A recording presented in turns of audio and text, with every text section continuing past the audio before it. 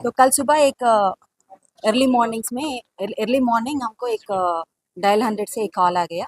एक आदमी का कत्ल हुआ बोल के एक कॉल आ गया, तो इमीडिएटली बालापुर पुलिस स्टेशन से हमारे पुलिस लोग उधर जाके देखे तो एक बॉडी आइडेंटिफाई करे, तो उनका कत्ल किया हुआ।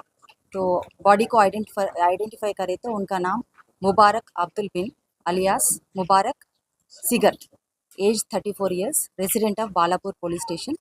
तो इमीडिएटली कंप्लेंट लेके एक एफआईआर इश्यू करे बालापुर पुलिस स्टेशन में अंडर सेक्शन 302 आईपीसी में। तो बॉडी को शिफ्ट करे, प्रोसीजर जो रहता है investigation procedure, clues team visit करे, डॉग स्क्वाड विजिट करे। तो उधर सीन ऑफ ऑफेंस पंचनामा भी करे। उधर सीन में हमको एक बेसबॉल बैट जो टूटा हुआ है वो मिला, और एक बड़ा स्टिक, उनका एंड में एक नेल भी है, पूरा ब्लड भी है उसमें।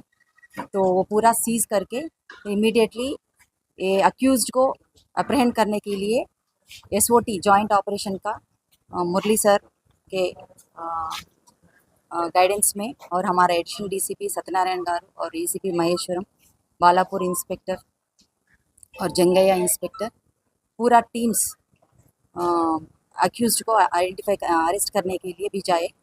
तो फिर इंक्वेस्ट करने के बाद तो ये accused A1 to A4, A1 के घर में, A2 के घर में हमको मिला है A1 आदिल शेख इस्माइल अलियास आदिल। तो इनका क्रिमिनल हिस्ट्री देखे तो ये भी बालापुर रेजिडेंट का है, मगर लंगर हाउस में इनका राउडी शीट मेंटेन कर रहे हैं, क्योंकि ये 2 साल पहले शिफ्ट हो गए उनके ग्रैंड मदर के हाउस पे।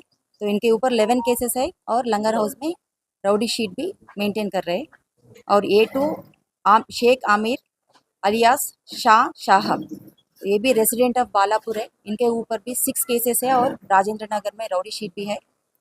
A3 मोहम्मद सैयद अलियास नाजिर, इनके ऊपर 2 केसेस है, बालापुर रेसिडेंट है।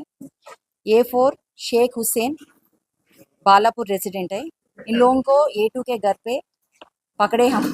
तो पकड़ने के बाद उन लोगों के पास हम ये जो ब्लड स्टेन का जो क्लॉथ्स क्राइम में यूज़ करे वो सीज करे, और वेपन्स जो चाकू रहते 4 वेपन्स यूज़ करे। पूरा ब्लड स्टेन भी उनके वो वेपन्स के ऊपर है, और 3 मोबाइल फ़ोन्स भी सीज करे।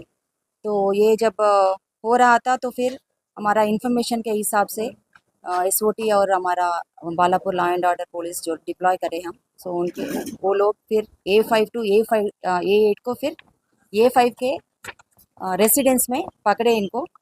A5 अब्दुल फरीद खान, और A6 Syed Kaza, A7 Syed Ilyas, A8 Mohammad सामिर। ये पूरा बालापुर के लोग हैं, आदिल के जान पहचान के लोग हैं। आदिल जो A1 है जान पहचान के लोग हैं। तो इन लोगों को सबको हम पकड़ के इनके पास ये A4 A5 to A8 के पास हम 4 बाइक्स, 3 स्कूटी और एक पल्सर और ब्लड स्टेन जो क्लॉथ्स रहता उनको भी सीज करे, और हम ये इन लोगों को कल रात अरेस्ट करें, अभी रिमांड को भेज रहे हैं। तो ये मोडस ऑपरेंडी, ये जो क्राइम का ये जो कॉन्टेम्पलेशन मीटिंग ऑफ माइंड बोलते, तो ये जो पूरा मिला के एक प्लान, पक्का प्लान बना के डिसीज्ड को मारने के एक प्लान बना के इनको मारे। ये 7th को आदिल के जो जान पहचान के लोग एक्यूज्ड, बाकी का जो 7 एक्यूज्ड है वो उन्होंने आदिल के पास जाके डिसीज्ड के ऊपर कंप्लेंट कर रहे, ये हरास कर रहे हैं, उनसे पैसे मांग रहे, पैसे ले रहे, फोर्सबली पैसे ले रहे, व्हीकल्स ले रहे, मोबाइल फ़ोन्स ले रहे, फिर वापस नहीं दे रहे, अगर पूछे तो फिर पैसे पूछ रहे बोल के थोड़ा उनको समझाने के लिए आदिल को बोले।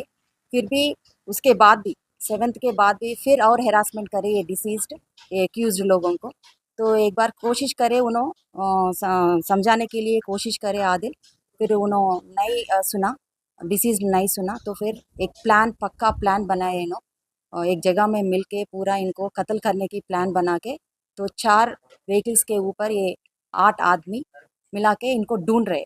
तो फिर ये शाहीन नगर में इंसिडेंटली ये जो डिसीज्ड है सिकर, मुबारक सिकर, तो इनके सामने आ गए। तो फिर इमीडिएटली एक ऐसा अल्टरकेशन हुआ, आर्ग्यूमेंट हुआ। तो वो आर्ग्यूमेंट में इमीडिएटली ये जो 8 अक्यूज्ड है वेपन से उनको मारे, पूरा चाकू से मारे, स्टैबिंग इंजरीज है, हेड इंजरीज है, बेसबॉल से अ, मारे। तो इमीडिएटली वो उनका डेथ हो गया। टोटल कितने हथियारों का इस्तेमाल हुआ, वेपन्स का इस्तेमाल हुआ इसमें? टोटल 4 चाकू एंड देन 1 बेसबॉल बैट, एक लंबा स्टिक। तो प्रीवियस कितने केसेस थे मैडम ये मुबारक सीगर पे? 23 केसेस है और इनके ऊपर ये भी एलिगेशन है, ये जो अक्यूज्ड का ये जो बोल रहे हैं उनको पूरा होमोसेक्सुअल करने के लिए पूरा हैरास कर रहे हैं। तो उनके बारे में भी थोड़ा उनको थ्रेटनिंग करने के लिए भी आदिल से रिक्वेस्ट करें, मगर वो नहीं सुन रहे थे। तो ज़्यादा तक लोगों को ऐसा सता रहे उन्होंने, डिसीज्ड जो सीकर है। तो ये पूरा मिला के उनको माइंड में रख के हत्या करें। आए दिन शाहीन नगर के अतराफ में गांजे को लेकर बहुत ज्यादा वो हो रहा है, तो उसके ऊपर पुलिस क्या एक्शन लेगी अभी? क्योंकि आए बहुत दिनों से गांजे को लेकर हो रहा है और जगह जगह पर मर्डर हो रहे हैं ऐसे पिछले 3-4 साल में। तो ऐसी जगहों पे हो रहे हैं, तो गांजे की वजह से, तो उसके लिए पुलिस क्या करेगी? अभी गांजा के बारे में बोले तो गवर्नमेंट एक ब्यूरो बनाए, Telangana state anti narcotics bureau बनाए। और ये गवर्नमेंट पूरा Telangana state anti narcotics government को पूरा स्ट्रेंथन करके पूरा पुलिस लोगों के साथ वो पूरा भर्ती करे। और वो लोग स्पेशली गांजा के बारे में पूरा ड्राइव्स करते हैं, ऑपरेशंस करते हैं और लोकल पुलिस से मिलके पूरा narcotics free generation Telangana, drug free Telangana करने के लिए पूरा कोशिश कर रहे हैं।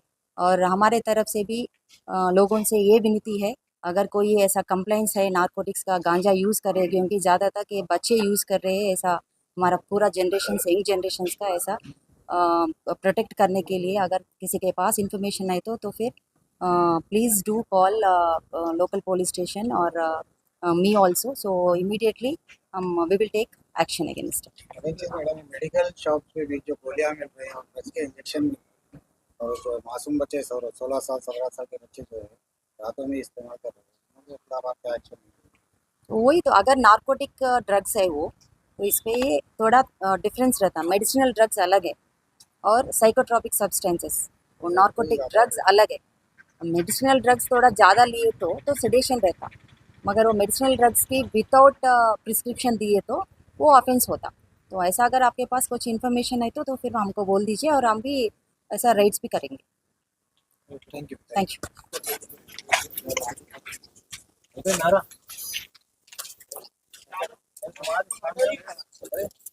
శ్రీధర్ ఇక్కడ ఏమవుతుంది అక్కడ అన్ననే తీసుకున్నాం ఏమవుతుంది కూర్చోబెట్టు